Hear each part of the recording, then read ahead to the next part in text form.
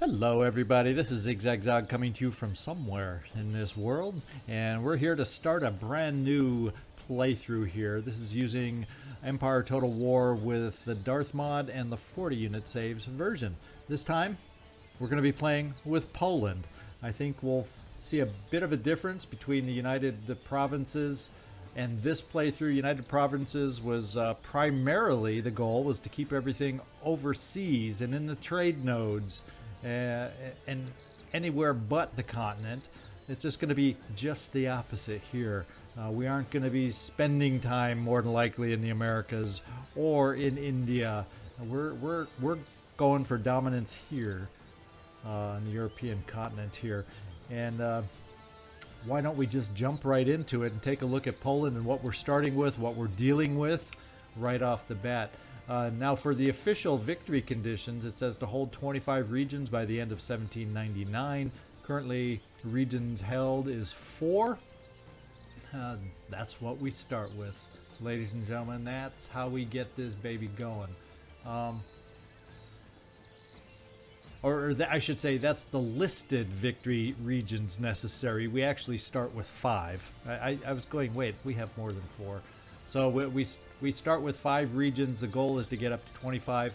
What goal we're going to make for this playthrough, however, is we're going to see if we can take over this European theater map. So any country as far away as Persia, North Africa, Iceland, we want to control everything here. We're going to make that our challenge for this playthrough and see if we can pull it off.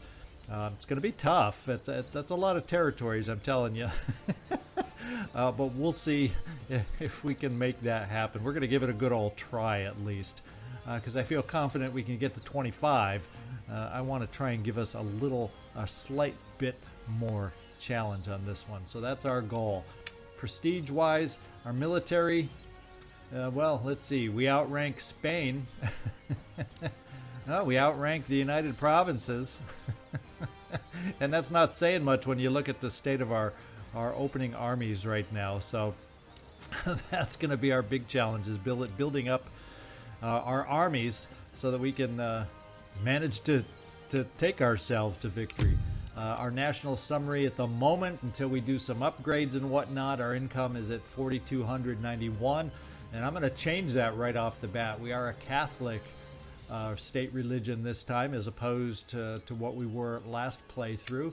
And here is our territory, green, happy green. And what we're about to do is lower our tax levels, because something I like doing at the beginning of many. I know I did it at the beginning for the United Provinces over here.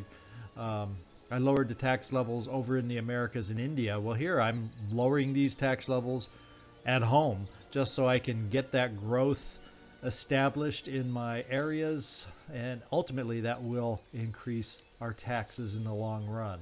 So that's the goal. We have a nice cabinet to start with, other than a couple blemishes here. Our treasury guy and our navy guy. Not that the navy matters right now, so if I'm going to have a 1-star cabinet member, I guess we want it in the navy. Let's just see exactly what he looks like. Fingers in the privy purse. -2 to management. Yikes. No wonder. He's buying a new house with his position in the cabinet. Let's see. What do we got over here as far as this guy? Let's take a look for comparison. Agrarian +1 to management. And the negative is in treasury. So actually, if we got this guy out of treasury, he would be an average, normal kind of guy. A negative, morally impaired there, but this offsets itself. So let's see, if we move you over to the Navy, you actually are okay-ish over here, and then all we got to do is kick this guy out and see if we can find a better member for the cabinet. This guy, we're scandal and all the tabloids. Let's get rid of him. Aha, we've already upgraded. There we go. And let's see if he has any special. Nah, nothing super exciting, nothing super special on his skills, but it does allow us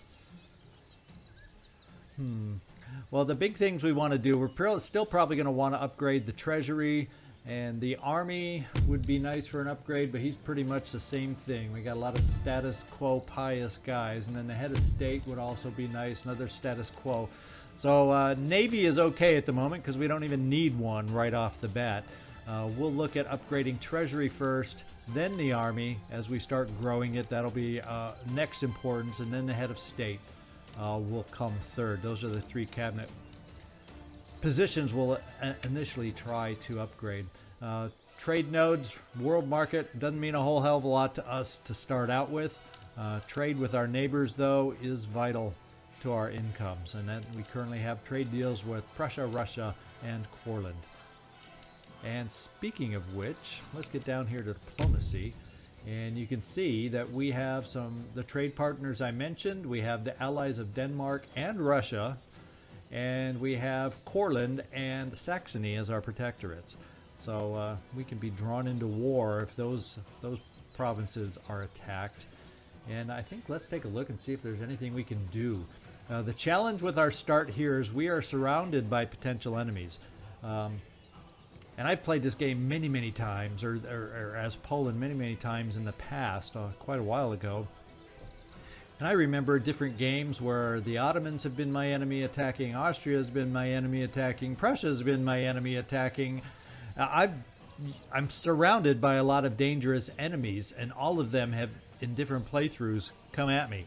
So our challenge is to try to hang in there until we build up or have the ability to build up our armed forces. So one thing we're going to try to do to encourage that is see if we can't get trade offer going here with Leopold. Will you please trade? Yes. So that's one step down. That also helps our income a little. He's still indifferent. Absolutely means nothing. He can attack next turn, and I've had that happen before in various playthroughs. I've had the Ottoman Empire. We can see if we can do trade with him. I've had them attack me in the early turns, trying to expand northward. Let's see if they're up for a trade deal. And for a single payment of 170, I think we're going to go for this. Especially that's, in my book, cheap for a hostile nation to gain a trade agreement. And we should more than make up for that payment, as long as it's not canceled next turn. So we're going to do it. We got trade with the Ottoman Empire. We're going to do the same with another hostile nation to the north of us, and that is Sweden. See if we can get some negotiations going here with Karl. Come on, Karl. You're a good guy. Let's trade. And no, he rejects our offer without hesitation. So I guess that's our limit, at least on major countries that we can gain some trade with. And we have only one minor nation potential, and it's unfriendly. Yeah, there's nothing else here for any trade probabilities. So let's see if we can get an unfriendly nation to join us.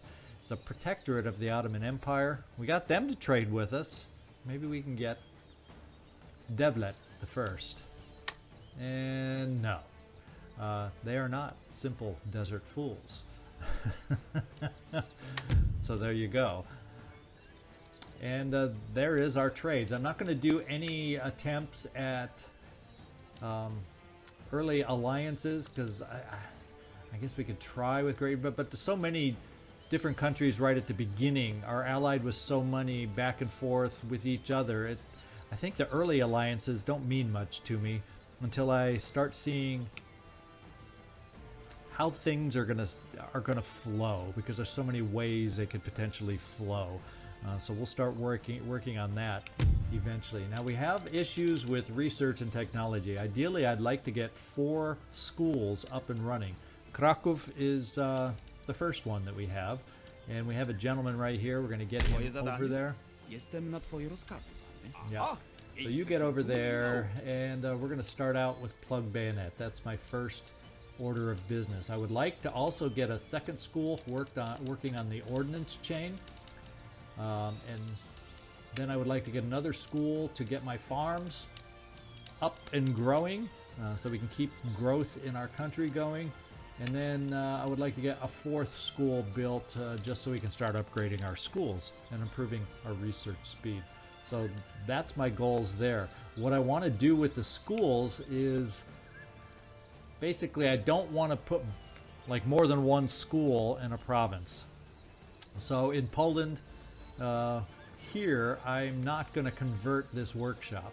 I will convert a workshop, say, in other areas, but not right there. So eventually I have a plan in mind. We'll see that once we start our building upgrades, how we're going to deal with that. Now, the next thing I want to do is we're going to take a look at our armed forces, and we're going to do a little bit of consolidation here right off the bat. This is our army over here in Lithuania, and we're looking at a 3-star general, which is kind of mediocre average, and we're looking at militia, pike, and provincial cavalry. Right? It's not an amazing start, especially with forces nearby us that start right away with their line infantry and armies that are much more advanced skill-wise than ours are. And regular cavalry, not provincial cavalry, yada, yada, yada. So we do start initially at a little bit of a disadvantage as far as the strength of our armed forces. So that's something we have to correct right away. We're going to take this small little army here. It's also got a 3-star general. Our lone cannon, artillery piece, or regiment, and another pikeman. We're good on pikemen, so if people want to charge us with their cavalry, we're ready. And yet again, another militia unit. I'm going to send this unit and make West Prussia a little bit of a home base, hopefully to try and discourage we're going to try discouraging Prussia from making a move against West Prussia, if we can at all do that. I'm going to move my rake, which is standing right in front of us also. We're going to head down, I think, the early eyes that I want to get, just because I don't have great vision down here yet. Although it's better now that we're trading, I want to get a better sense of what kind of armed forces we're dealing with in the south. So let's get our rake heading down there. Yeah. And we also have a missionary over here, and to give a sense of how our religious conversions are going, let's kind of take a look around. And down here, we're looking at a 70% Catholicism. Over in Lithuania, another 70% Catholicism. So we're in decent shape here with not a lot of religious unrest. Then we head over here to Minsk area, and we're looking at 60% Catholicism. Still, the religious unrest isn't hideous. And this is where we have our biggest challenge. 55% Protestantism and 45% Catholicism. But for the moment, religious unrest is sitting at 1. So I think what we'll do is we'll just start with our priest and move him over into the Minsk territory. Yeah. And since it's 60%, we'll try getting that up to 70. Then we'll have all these provinces, these 3, kind of similar, and then we can figure out where to send him after that. The next thing we want to do is look at, we got some money to spend, just under 30,000. So let's see if we can do some spending. We're going to start with infrastructure with everybody and get our roads upgraded, because we're going to need to be mobile. We can have attacks coming from any side. We just don't know who our enemy is going to be. The different times I've done this playthrough in the past, I've had Prussia start out as our enemy. I've had Austria start out as our enemy. I've had Sweden decide to get their feathers ruffled and be my main enemy right from the start. And like I said earlier, the Ottomans have been that. It's very rare that the Russians come at me, but that's also... we shouldn't assume. We should not assume anything.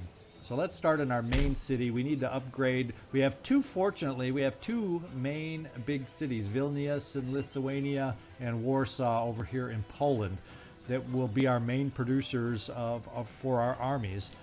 And we need to get those up and running. So we will go over to construction, and we can't upgrade anymore in the drill school. So we don't have access yet to those forces, but we will start upgrading everything else we can. And we'll skip the Admiralty for now because, you know, we don't have a Navy yet.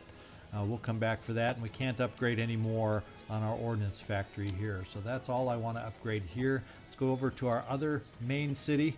Make sure the building we want to get done first is done. An army encampment, just so we can start getting, I believe this will allow our line infantry. And we need another spot to build cannon. And let's upgrade the government council, and we'll get an opera house up here. Now, what I'm also going to do, I think with the first area where I'm going to build a school is over here in Minsk. So what we're going to do is we are going to tear down this weaver's cottage.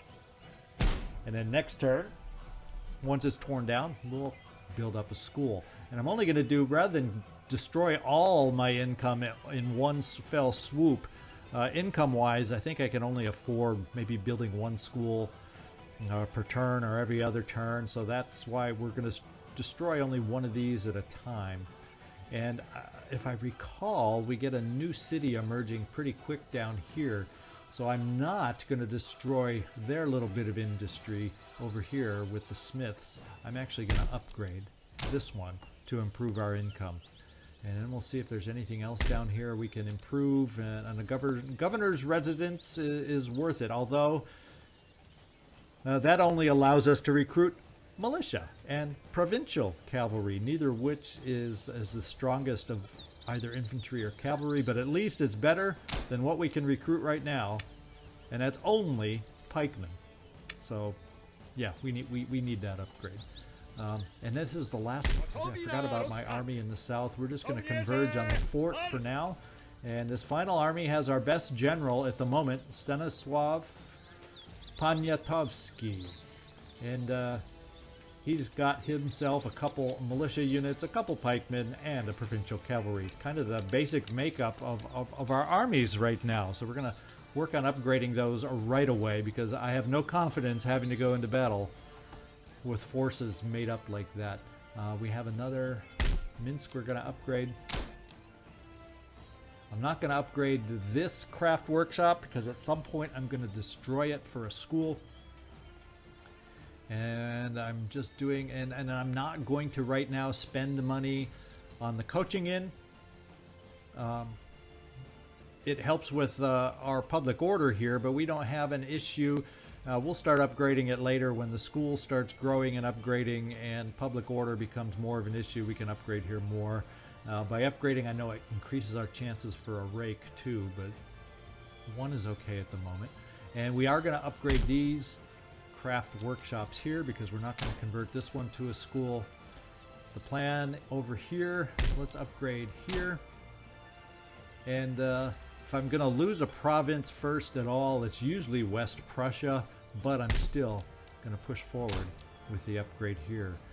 We're going to see if we can cross our fingers and not beat a war early on. Now I think that's all the upgrades we have left as far as infrastructure goes. And the reason I did that first is because there's not a whole heck of a lot of units we're going to be able to build early on anyway. So let's look at our recruitment, and we can build a whopping 2 units at a time here. We're going to start out with our basic line infantry because we don't have any right now, so I want to upgrade that first. We do have regular regiment of horse cavalry here, which is decent in melee, especially when you compare it to our line infantry. And then we have the Uhlans, the cavalry, the Lancer cavalry, the precursor, I guess you could say, to the winged hussars, which we don't get until a few more upgrades from our infantry barracks. But you can see the benefit here. Crap melee, but then you look at the charge bonus, 25 charge bonus. So this is a micromanaging nightmare to get them to be the most effective. But if you can manage to do that, these guys charge with the best of them. And that's something eventually we're going to get built. Once we get at least a core army established with proper line infantry, we will definitely be adding some Lancer cavalry. But anyway, let's get our line infantry going. And then we'll pop up here and see what we're able to build. Until that first construction is done, all we can build is militia. But for the moment, I need numbers, I need quantity. I'm not going to sit back and wait. We're going to build that militia unit. And leaves us with a little over 2,400. There's really only one more unit I'm thinking we can build. And I think I'm going to build it up here because this is our smallest force right now against a strong force. We're going to build our last available because you can only have 6 pikemen units. And we're going to build the last one centered right here. That's my choice. And now we are done upgrading with what I want to upgrade for this turn. I'm big on using my lists. I don't make you watch me use them all the time, but just in case you're not familiar with the game, it shows all your armies and generals, where they are, if they've moved. Fleets, we have none. And if we look at our regions, we lowered the tax rate. Next turn, I think if I was to come over here and look, you would see all the arrows pointing upward for income. Our population is all growing because we lowered our taxes, and next turn you're going to actually see, because we are growing here, even with lowered taxes, our tax rates that we're collecting are going to be on an upward trend. If I had kept them normal, we may or may not have had growth in every province, and we may or may not had growth in income in every province. So that's why I like lowering, at least for the first turn, my taxes to get everything on an upward trend. And as far as our units, we've moved them all. And so I refer to this a lot. I'm not going to make you all watch going forward when I'm referring to this. I'll let you know what I decide based on what I see. But I do edit a little bit as we go forward. So that's it for the first turn. I do a little more detail this way. But now let's get moving to the next turn. The way I move my turns is I do edit out the in-between turn unless something pops up, unless we have a deal to negotiate, or if somebody declares war, that kind of thing. We will interrupt the turn and visit that event. Otherwise, we'll see you on the other side of our turn. And we didn't even have a chance to edit. We have Great Britain that's looking for a military alliance from us. They want to give me the Bahamas, which I have no... Oh my God! What an unfair trade. I know you'd be a nice alliance partner, but guess what? I'm not over-giving to get it. So we'll just try resubmitting it this way. They'll probably decline. No, now they're saying, well, if you won't trade, how about paying us? Pay us your whole treasury, and we'll be happy to be your ally. And if the first time Austria or Prussia declares war on me, they will run away, and I will have wasted 1,700. So, yeah, I'm not interested in paying for an alliance early. It's not a good investment early on. At least that's my experience. So we'll decline. All right, it looks like we are at war with Austria. So our one-turn trade agreement is gone. So in actuality, I don't think we end up getting any income. At least we didn't pay for this trade agreement. We have Denmark, Russia, Courland, and Saxony on our side. They have Prussia, Württemberg, Bavaria, Venice, United Provinces, Westphalia, Savoy, Great Britain. We're going to call my allies to help because I want Saxony, Courland on my side, Russia on my side, and if I have to predict anything from what I know about this game, I think Denmark's going to bail on us, and I think we'll probably keep these three. That's my guess. What do you all think? Let's find out. Sometimes it's nice to be right every now and then. That's not always the case. So we are now at war with our pathetic little forces.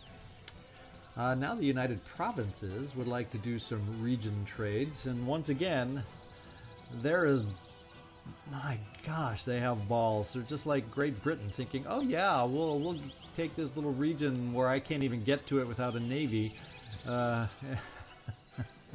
No, thank you.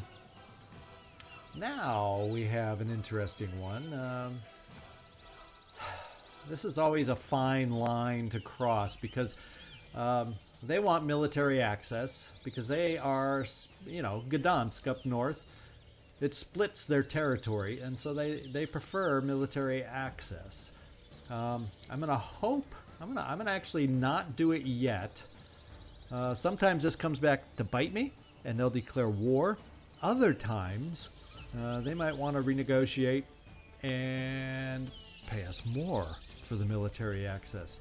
So I'm thinking I'm gonna hold out a little longer. I'm gonna take the chance for them going at war with us, and we're gonna see if we can get some more money, because I definitely need all the money I can get to build the army I need. So we still got to upgrade the military up in Lithuania, the barracks, and there's lots of things to spend money on still. So we are going to decline, respectfully, of course.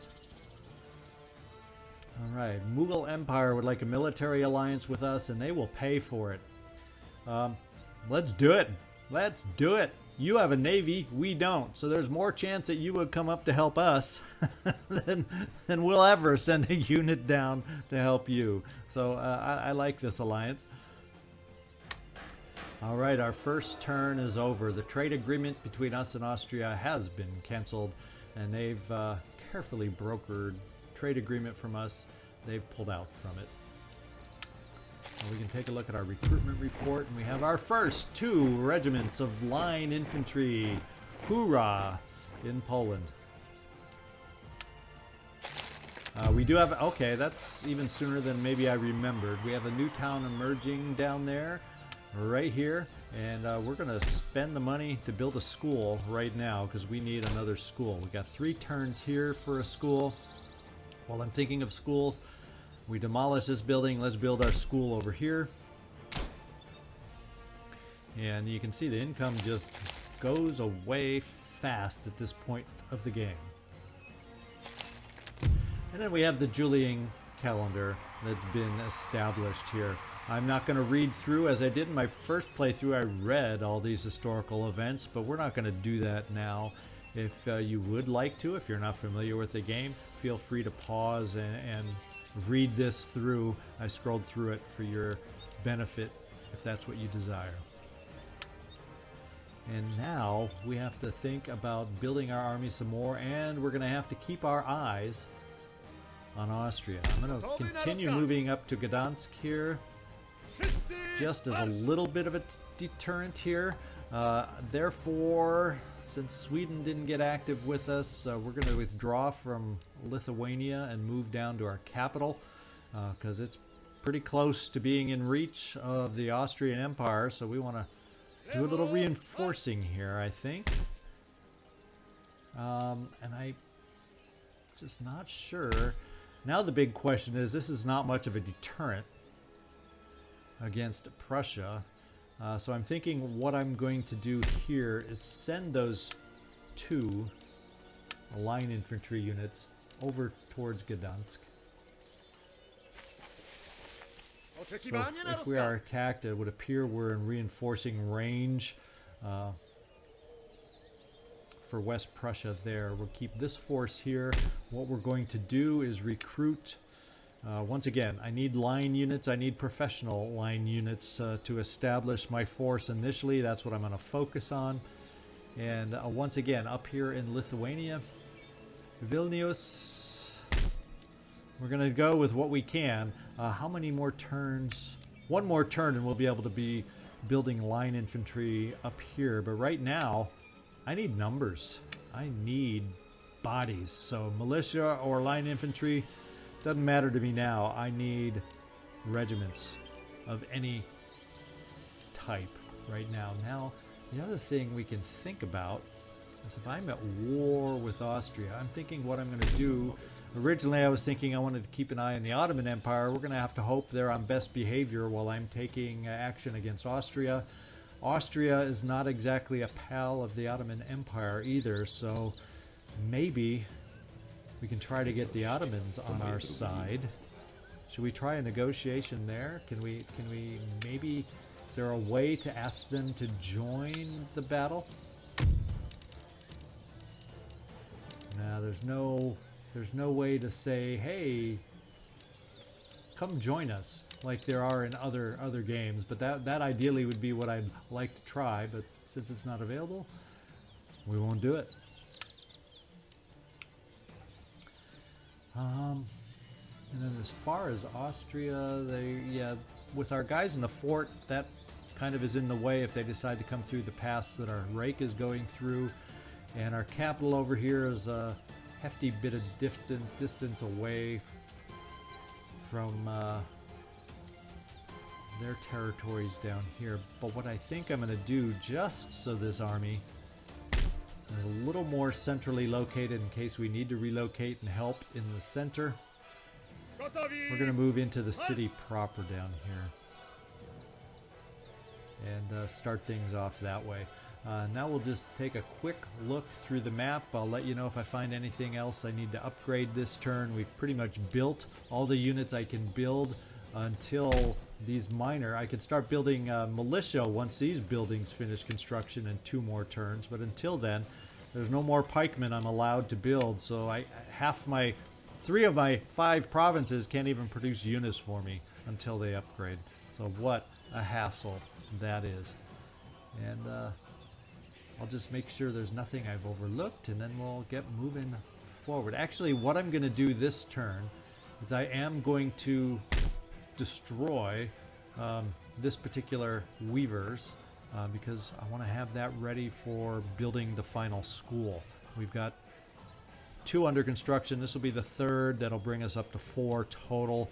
So let's destroy this building right now. Get ready for the school. And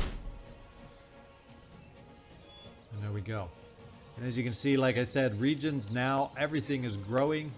Population growing, tax base income is growing. That's the way we like it. And in my army here, I noticed I have the militia still up here. I'm going to bring the militia on down towards Warsaw, because if we're going to have an early conflict, it sure feels like that's where it's going to take place.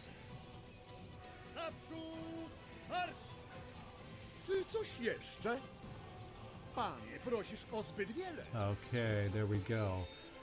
And that is our turn. So we're going to take our next turn, and we're going to start keeping our eye on the Austrian Empire to kind of get a sense on how they're adjusting their units. Oh wait, before we do that, there is one minister we want to try and upgrade, and that is our treasury minister. Let's trade him out. Whew, almost forgot. And that's good. That's going to help our income also. Bonus to global tax income. That's good. Bonus to growth in trade route income, and +2 per turn town wealth in the home theater. So that's a big one to have improved early on. Is there anything bad? He has addition. Oh, he has actually, he could be even better somewhere else. But what we'll do is he'd be even stronger helping out or with my armed forces. So what we'll do next time is Stanisław, you are going to be the next one we try to replace. And then if you have some skills to upgrade the treasury to 4 stars anyhow, we will then bring this guy over to the army, because he will then be up to 5 stars and be a better fit over here. So that's how we'll deal with the cabinet. Now, no more teasing. Let's get on to the next turn. We'll see you on the other side. All right, our first army encampment up in Lithuania has been built. Hopefully that means we now have upgraded line infantry soldiers. Hoorah, hoorah. We have an ancillary gained, and that is a barber. So we have -5 chance of death at the end of the turn and -1 to morale in battles. Who is this general? Oh, this is our general in Gdansk. At least he didn't lose a star over gaining a barber. Let's get our reinforcements up to Gdansk and make ourselves feel a little better against this force moving against us.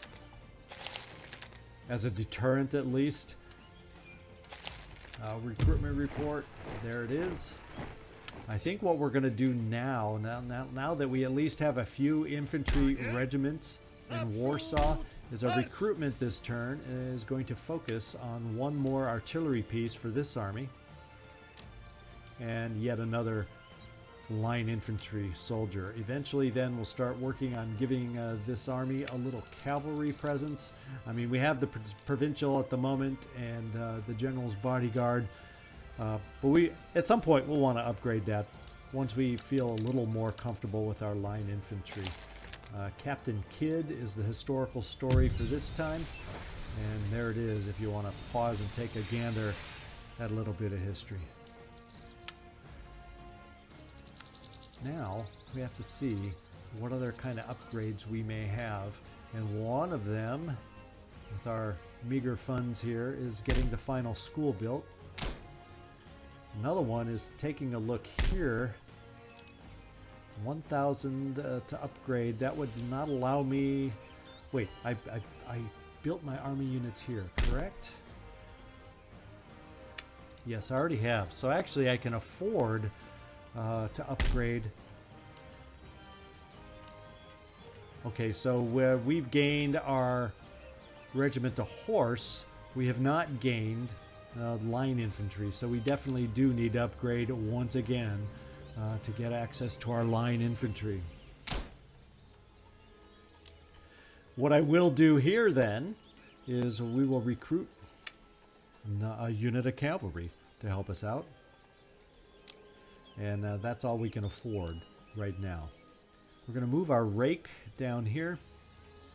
Continue moving into the Austrian territory. What I'm thinking is we're going to see if we can't do a little sabotage to their mine down here. That's what I'm kind of thinking. Oh, and they moved their force out of here. That actually leaves this territory. Let's go see by moving the rake over here. Do we have sight of their army? Is this something I need to take advantage of early on? Let's forget sabotaging down here. Let's see if we can find out where this army is headed. And what I'm thinking we're going to do is take our army over here, and we're gonna get on the move right here. We may be able to sneak in a little quick province over here to take it to the Austrian Empire. We're going to see if that's going to be possible, as we are growing our main army over here to defend against the eventual Austrian attack. And I am also equally worried about Prussia wanting Gdansk, and they did not ask last turn for military access again. At some point they're going to feel they need access to join their forces, and they'll either attack me or try to go for a military access treaty. So let's go find out what it will be. Before we do that, we have one more minister. We're going to see if we can upgrade our army minister. And we did. Let's see if he... Oh, -2 to treasury. So he is not a good slide over fit for the treasury. Yeah, -2 to treasury there. So overall -1 to treasury. He's not our guy to go over to treasury. Just to give you a look-see, he'd be regular there. He'd be awesome, like I said, in the army. But I'd rather have 2 4-stars than the other way around. So next we'll work on the head of state. Maybe we'll get a better fit so we can ultimately shuffle these guys around even better to get everybody in their right positions. And our trade income is growing with the Ottoman Empire, Courland. Let's take a look back up at Sweden, where they rejected us early on. Let's see if they've, needing cash on their own, that they'd be willing to go for a trade now. Oh, and their hostility has softened a little bit now. It says, "Do not presume that this agreement has dampened down the fires of our dislike for your nation." A good day. So they still are hostile to us. They still don't like us. But we're trading to each other's mutual benefits. So there's that. And since there's only one other we can possibly trade for, let's see if they've softened up at all. And absolutely not. We got the same rejection as we did the first time. I think that's probably it. no more schools have built quite yet. We've probably got a turn or two before that's going to happen. We just need to keep growing our armies because they definitely have more armies than us if they manage to get together and consolidate with us. Oh wait, this is not their army. This is Saxony itself. So they may be interested in building up their army here to move against our protectorate of Saxony. That could be one possibility. I can get this army going enough, growing enough, I may make a move if they're going to keep Breslau unoccupied. It's a fortified city, and as you know down in the comments, I have my settings I did on the Darthmod launcher. I played with no forts. Unfortunately, any city that starts with forts will still get the forts, but no forts, extra forts should be able to be built in this playthrough. That's the idea. Just because it makes the game a little laggy. The fort battles, as fun as they can be, also are the laggiest things in this game for me. Okay, it looks like we are done. Other than Vilnius up here, we do have that lone militia soldier up here. We're going to hope that because we have trade up north and we're allied with Russia, that this province is safe to vacate early on. And we are going to try and build our main army right here, little by little. Emphasizing the little. All right, we're ready for another turn. Let's go see if we got any surprises coming up. All right, well, look, it just as I said can happen. I'm just sorry it didn't happen the last turn. They would like infinite military access to our territory for 1900. And I'm actually thinking, yes, I will go along with this. If they can go back and forth and combine their armies across my territory, I'm all for it, especially now that they've sweetened the offer, basically doubled their original offer, I believe. We're gonna accept it, allowing them military access. So they're going to be less likely to want to take over Gdansk on their own. That's my thinking, at least. We'll see if that holds true and applies. All right, so we got a new rake over in Lithuania. We've researched our first military technology. We have the ability for plug bayonets. This is the worst bayonet military technology, because once you convert to bayonet, you can't unconvert. So we definitely want to get past this. We'll skip carbines right off the bat. And let's go into our research and technology and reorient towards the ring bayonet. So at least we can go back and forth from bayonet, melee attack, and shooting. So to me, this is the next most important. That's where we will put our efforts. And we're probably one turn away from some of our next schools coming on board. So that'll be a big help also. Recruitment report. We got some more units. The artillery pieces we're building take a little longer. Now we're going to start seeing hopefully an improvement in our income with some of these buildings coming online. That's a good thing. War has been declared between the United Provinces and Spain. That's not a big surprise with the way they're situated up here in Flanders or whatever is right next door to them. And we've gained an ancillary. +1 to Treasury and Justice. And this is Hugo Dulka. Let's see if he's one of our current cabinet members, because he just has now gained a well-connected mistress. And let's see if he's got a better place that we can put him. And there he is. That's this guy right here.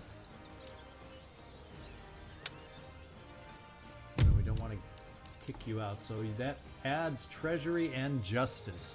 So that makes it sound like you really need to be over in the Treasury Department. Even more so now. Well, I take that back, because that actually just gets rid of that negative effect. So you may still, if we're lucky, still be a 4-star over here. Let's find out. Yes, you are. So that's a good thing. And now we have a big, huge benefit. by moving you over into the army. And that lowers our recruitment costs too. So that's, since we're growing so much, that's a big deal. Let's work on our head of state, see if we get someone even better over there. And we do. What are his perks? Agrarian, not good for treasury, but it might be at least a 4-star. And let's see, well, you're pretty good over here. I don't think there's any, yeah, it's better the way it was. So heads of states, our diplomacy is even better, and increases town wealth in the home theater. So that's actually a good improvement overall. All these cabinet upgrades are very beneficial for us. We will try upgrading the Minister for the Navy, just in case we get someone who's even better than the guys we have here right now. It never hurts to continue the upgrade search for talent. We got the "we're hiring" sign hanging in the window. All right, let's team up here. I think we have limited funds, and we are not going to be able to, like the first turn, get everything upgraded all at once. We're going to send our rake, trying to look for potential reinforcements that would be coming our way, and I'm not seeing them over here. So I'm thinking we are wide open to work on Transylvania here with our army moving in. And they without any other forces here, they may just outright surrender to us. Let's find out. Okay, mortar and their garrison line infantry and garrison militia is what they've got there. Yeah, we're gonna probably be challenged. It doesn't give us a lot in favor. Let's go see if they will even surrender to us. And it's refused. So we have our first battle of the playthrough here. We're gonna have to be very careful because we do not have any artillery units against their mortar. We're gonna have to use our advantage, which is the General's Bodyguard and the Provincial Cavalry unit, to knock out their mortar and deal with things that way. So we will see you down on the battlefield. All right, here is our battlefield. It's a lovely day for a battle. Some light snow on the ground, it would appear, hanging on the branches in the trees, but we're ready for battle. Looks like they have a starting zone in the middle or in the town itself. We're starting off pretty far back. We got some challenging hill terrain over here, which will be tough to move through. In spite of that, I still have my provincial horse cavalry way off to the side, hoping beyond hope that somehow they leave their mortar unattended and try moving against us. More than likely, though, since we do not have artillery, they will not advance towards us, and we will have to make the advance. And we'll keep our General's Bodyguard and the other horse provincial cavalry on the wings in case we can approach the mortars in that direction. Otherwise, we're going to have a long advance to come to battle with these guys. Let's see how this goes. Let's go get ready and see how they end up or start out positioning themselves. And their mortar units are right up front. Holy smokes, look at that. We're gonna definitely be in range of them. And they're firing is what it says, and they're moving in reinforcements nearby. We need to get our cavalry moving. And we also need to get our forces moving forward here. I haven't heard any explosions yet. So oh, there it is. We got to get moving, guys. We got to get moving. Especially the General's Bodyguard. Everybody else, start your advance. And we need to come in here quickly with our firepower. And once again, the terrain is going to be a pain for our group here.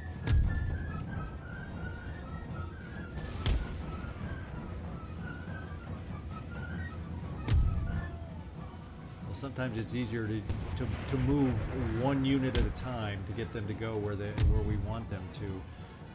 And they're going to be content bombarding us from a distance. It looks like they are probably going to be focusing on our General's Bodyguard. Let's keep him moving.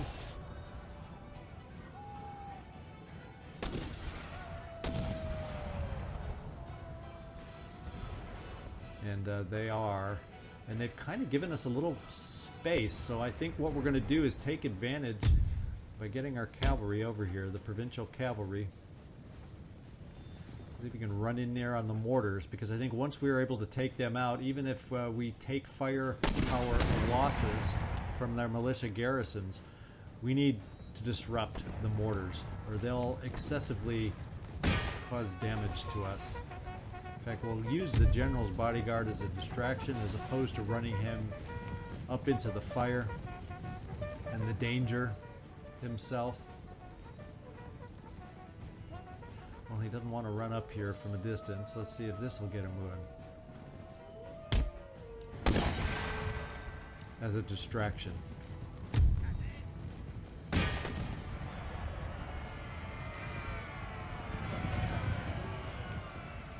And like, if you're going to leave the mortars unprotected, we're going to take advantage.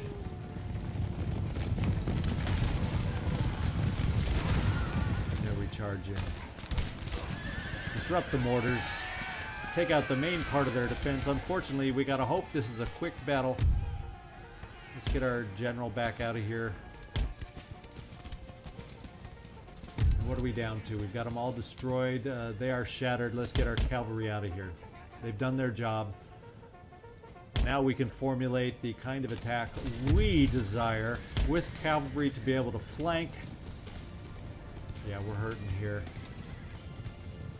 We took some losses, 120 down to 93, but we're still taking losses. Let's get out of range, guys. Let's get out of range. Park you over here as we get everybody else moving forward. And so far they're showing no desire to move down towards us, so we'll see if we can't start positioning towards them. We're going to now lead off with our militia. And what we're going to do is get them to advance to the front. And then as we close for a firefight, we're going to try and get our pikemen also in a position along with, in fact, we'll keep the general himself behind here.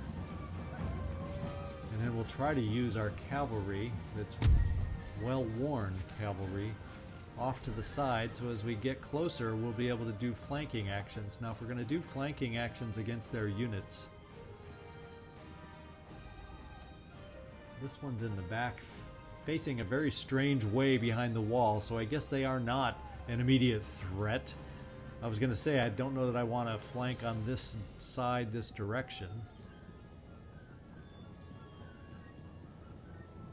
But it almost seems like coming in on this direction is going to be the best for us. So much hill, and it's hard to know with the terrain exactly the way the funky terrain works here.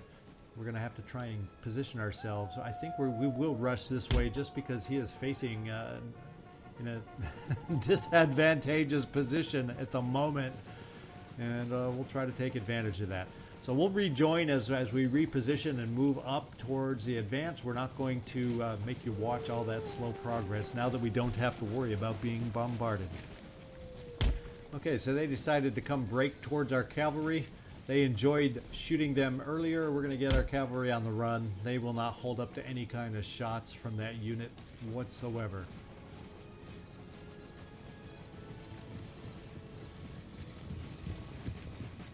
So the cat and mouse of our setup is underway. Okay, looks like we're just about in position, and they are advancing a little bit, a little strangely as a matter of fact. But they're going to be within range for fire, barely here. And because they are starting to take fire, they're moving in to set up fire on their own. We're going to run out here to the side with our pikemen ready to pounce in on them once they are distracted trying to fire upon our units. And they're closing in. Are they going to fire? There they go. They are ready. The battle has commenced officially with our ground forces. So we're going to run in our pikemen and give them a little surprise on the flank.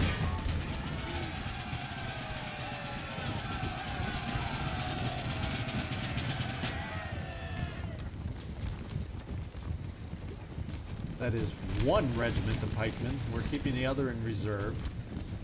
Since we are not the target of their shots, we'll be able to charge at full strength without taking too much damage till we enclose into melee.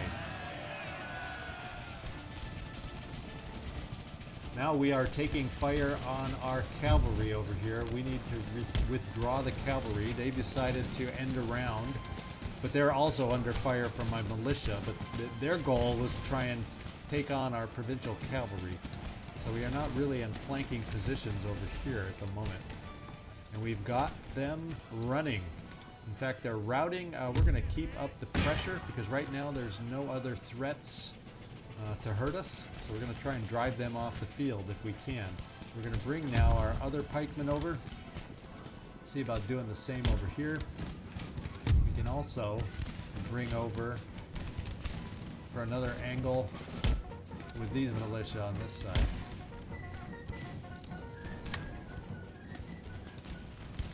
And this force, for whatever reason, has decided to take itself out of the battle. We're still broken here. I think what we'll do is I'm just going to detour right here. Charge these guys in the rear. They may reform, but we'll be ready for them. And they've turned around. They've been able to reverse their direction, and we're taking some damage as we come in for the melee. And that should break them, I would think. What we'll do is our cavalry is kind of pulled back excessively far. Let's get them back into battle now that it's not so lopsided. And we are going to not have ourselves fire. We're going to bring up our lines here because they've reformed. And we're going to do that in a hurry. And then we're going to come right back in to meet their charge. This unit of pike been quite busy. We also have our own cavalry in here to reinforce them. As a matter of fact, they're shattered, so they will not be returning to the battle.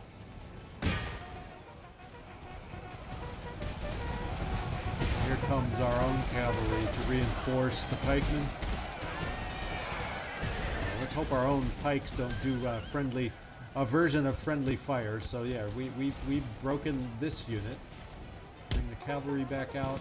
Are they shattered now? They are also now shattered.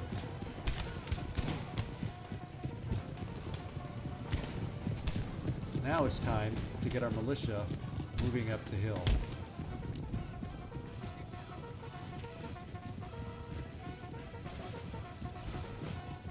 We're going to take on the final Austrian unit that is still working to understand the concept of front-facing and rear-facing. We'll move our pikemen over here. We're going to have these pikemen come over to the side of this building over here to help us support the attack. Our general, where is our general? Oh, we have him moving forward with the line infantry, apparently. Keep him behind the line. We don't need to risk our one 4-star general just yet. And we'll bring this cavalry unit over here.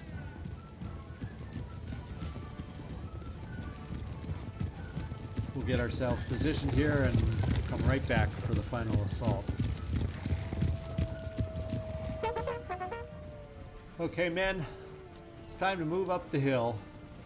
And I don't know, I don't know how that's going to work with all these terrain features here, but let's give it a go. We're going to bring you up here. I don't know what the pathing will be like. We're just going to charge up the hill. And we're going to do the same with you over on this side. We're going to charge you. Yeah, it's going to be a little funky weird. We're going to charge you up this way. Yeah, it's going to be hard to get up that hill and reform in any kind of coherent fashion. We're going to bring our pike units over here. get ready. This one has not seen too much action yet, so we'll try to rout them out from behind the wall. Although my militia that they seem to be ignoring. Okay, now they're reacting. Look at that. They've decided to turn their heads and see what's happening behind them. Let's bring our cavalry over here to charge them in the rear. We're going to bring the pikemen on this side. We're going to bring the pikemen on this side, and we're going to crush them.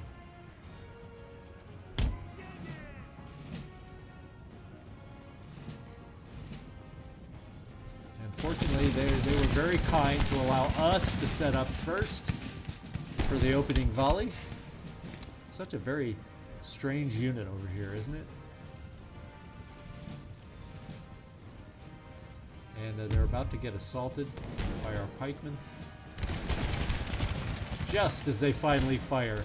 Let's bring our cavalry in on their rear also. Let's stop firing so we don't do friendly fire. And they're already breaking.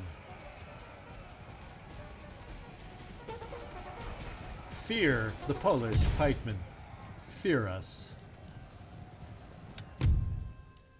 A heroic victory for the first battle of the playthrough. Alright, we lost 222 to their over 1,000. So a successful first battle for us. We're going to do the repairs here. And looks like we have our first territory, ladies and gentlemen. Let's just finish going down here. Region captured, yes we know. Trait gained, +1 morale in battle, and that is from our wonderful general over here. In fact, he's still, I think he was my four-star general to start with. And we have a little bit of history, smallpox inoculation. I'll scroll down here in case you're interested.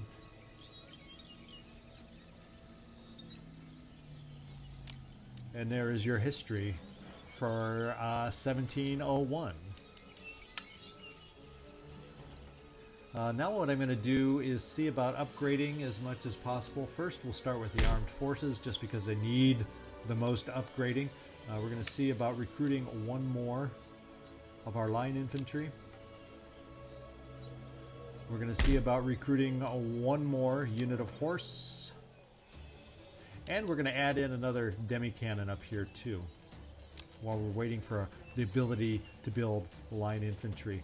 We have an infrastructure item. Excuse me, no we do not. We have a... hey, we can upgrade to the Royal Observatory, which is going to help us eventually with our schools and the ability to recruit gentlemen. So we're going to spend the money here. And we're going to also want to do the same over here in Warsaw. We just don't have the funds to continue it yet. So that is our turn. That is our recruitment. And as a matter of fact, we're going to end the first episode there for our inaugural episode on this playthrough as Poland. So I hope you enjoyed the battle. At least we were able to squeeze in a battle, not always guaranteed in that first episode. We depend a little bit on the AI being aggressive and Austria obliged, so we got in our first battle. It's going to be much more to come, and many more tougher battles we will add to that. Thanks so much for watching. This is ZigZagZog signing off from somewhere in this world. Hope to see you next time.